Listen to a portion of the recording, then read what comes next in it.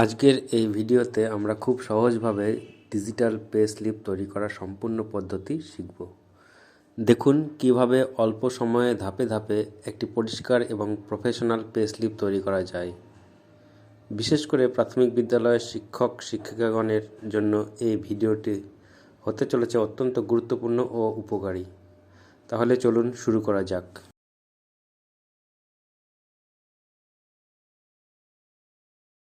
প্রথমে Google open করুন, এরপর AIonline.in.net সার্চ করুন।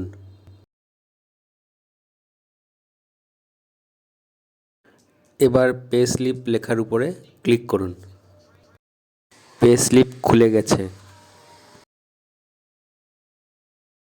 এখন ভিডিওতে দেখতে পাচ্ছেন আমি প্রয়োজনীয় তথ্যগুলি এখানে চেঞ্জ করছি।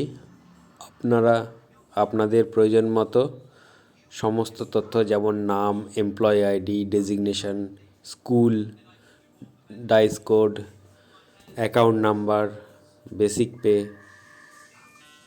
এইসব প্রয়োজন মতো পরিবর্তন করে নিন। খুব সহজে প্রয়োজনীয় তথ্যগুলি এখানে পরিবর্তন করা যাচ্ছে। এবার basic pay, DA, HRA, medical allowance এগুলো পরপর চেঞ্জ করব। জিপিএফ, যদি কারো পিএফ লোন থাকে সেইটাও এখানে লিখে দেব।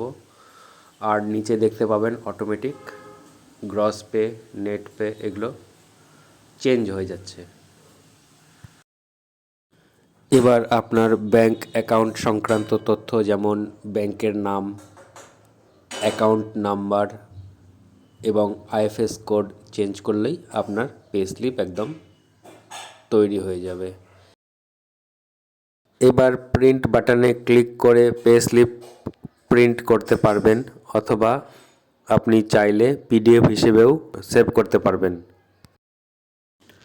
এবার ফাইল ম্যানেজার খুলে ডাউনলোড ফোল্ডারে আপনার পে স্লিপ দেখতে পাবেন। এই পিডিএফ পে স্লিপ আপনি প্রিন্ট বের করতে পারবেন অথবা অন্য কাউকে সেন্ড করতে পারবেন।